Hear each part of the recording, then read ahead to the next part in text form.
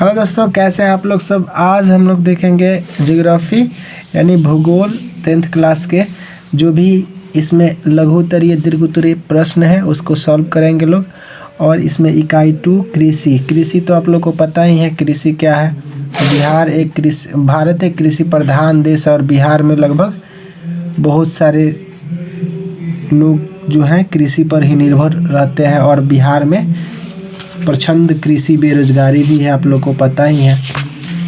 भारत के अक्सर लोग मतलब जितने भी बेरोजगार हैं तो कृषि में ही लग करके, जहाँ काम है एक आदमी का करते हैं 10 आदमी मिल करके, वही बात है इसी कृषि में जो बेरोजगारी है। चलिए उसी के बारे में देखते हैं, बातें होती रहेंगी और तब तक स्टार्ट करते हैं हम लोग। पहला क्वेश्चन दिया हुआ निम्न प्रश्नों के उत्तर दें। तो पहला क्वेश्चन हमारा है भारत के 2 सबसे महत्वपूर्ण अनाजों के नाम बताएं। चलिए देखते हैं इस क्वेश्चन का आंसर हमारा क्या हो जाएगा। है भारत के 2 सबसे महत्वपूर्ण अनाजों के नाम। तो गन्ना, चाय और मोटे अनाज भारत के महत्वपूर्ण 2 फसलें हैं। यानी आप लोग को पता ही है भारत में और जनरली अभी मतलब जितना देखा जाए तो भारत में सबसे ज़्यादा किस चीज़ का फैक्ट्री है, तो गन्ना का, यानी शुगर मिल जो भी है सबसे ज़्यादा है। और भारत में चाय भी बहुत ज़्यादा मात्रा में उगाया जाता है और मोटे अनाजों की तो पूछना ही नहीं है, मोटे अनाज के लिए भारत प्रथम स्थान पर ही करता है। और नेक्स्ट क्वेश्चन है हमारा भारत में कौन 3 प्रमुख मोटे अनाज उगाए जाते हैं, यानी 3 ऐसे कौन प्रमुख अनाज हैं जिसको उगाया जाता है भारत में। तो ये हमारा क्वेश्चन का आंसर हो जाएगा ज्वार, बाजरा, रागी भारत के 3 प्रमुख मोटे अनाज हैं। ये आपका क्वेश्चन नंबर 2 का आंसर हो जाएगा। अगला क्वेश्चन है क्वेश्चन नंबर इसमें कह रहा है भारत की 3 नकदी फसलों के नाम बताएं। यानी भारत के कौन 3 नकदी फसलें हैं उसका नाम बताना है। नकदी फसलें का मतलब हो गया कि आप उसके बदले उसका लगाने का उद्देश्य होता है कि आप मतलब पैसा के लिए उसको लगाते हैं। जैसे कि हो जाएगा आपका गन्ना, कॉफ़ी, जूट, भारत के ये 3 नकदी फसलें बोई जाती हैं। यानी गन्ना भी आप लगाते हैं तो उसको मतलब शुगर मिल में सेल करते हैं, और कॉफ़ी भी आपका वही है, दूसरे देशों में राज्यों में भेजा जाता है, और जूट का भी वही होता है, फैक्ट्रियों में भेजी जाती है।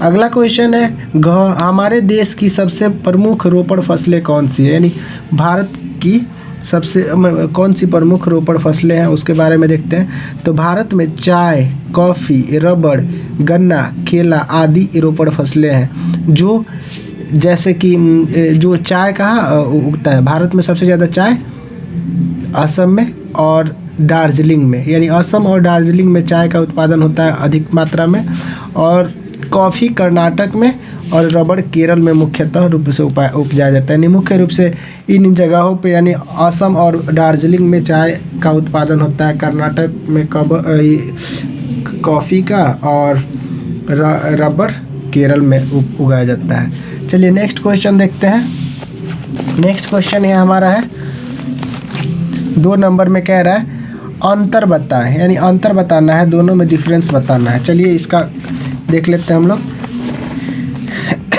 क्वेश्चन नंबर पहला किसका अंतर बताना है, तो नकदी फसल और रोपड़ फसल में अंतर बताना है। तो नकदी फसल किसे कहते हैं और रोपड़ फसल किसे कहते हैं, चलिए देख लेते हैं इस क्वेश्चन का आंसर क्या होगा।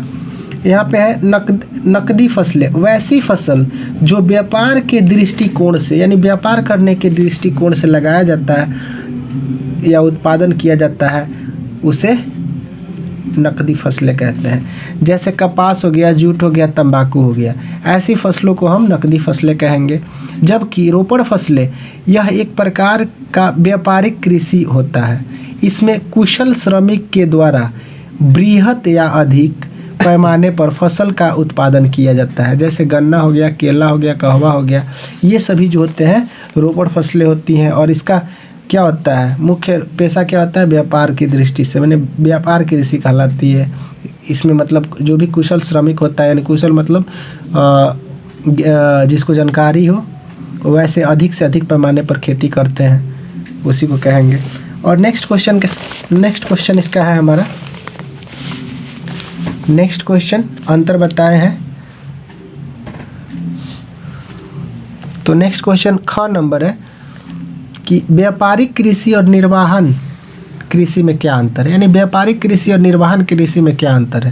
तो चलिए देखते हैं, यानी व्यापारिक कृषि और निर्वाहन कृषि में निम्न अंतर है। अब व्यापारिक कृषि एक साइड में आप कॉलम कर लीजिएगा और निर्वाहन कृषि एक साइड। तो वैसे कृषि जिसका उत्पादन व्यापार के दृष्टिकोण से किया जाता है उसे व्यापारिक कृषि कहा जाता है, यानी जिसका उत्पादन हम व्यापार के लिए करते हैं उसको कहेंगे क्या, व्यापारिक कृषि। जैसे चाय हो गया, कॉफ़ी हो गया, रबर हो गया। और निर्वाहन कृषि वैसे कृषि को कहेंगे जो जीवन निर्वाह के लिए उत्पादन किया जाता है, यानी जिसको जीवन निर्वाह करने के लिए बोया जाता है उसको निर्वाह कृषि कहेंगे। जैसे हो गया धान, गेहूँ, मक्का, यानी धान और गेहूँ को हम स्वयं खा भी सकते हैं और ज़्यादा हो तो उसे भी बेच भी सकते हैं। तो इसी प्रकार से हम लोग इसको कहेंगे निर्वाहन कृषि। और चलिए इस क्वेश्चन के साथ आज का हमारा अगला इसमें अगला क्वेश्चन है 3 नंबर क्वेश्चन दिया। निम्नलिखित में से प्रत्येक में से एक शब्दों में इसका जवाब लिखना है। और पहला क्वेश्चन दिया, हमारे देश में मानसून के प्रारंभ में बोई जाने वाली और शरद ऋतु में काटी जाने वाली फसलें कौन सी हैं। तो चलिए, तो ये सब जो भी है, यानी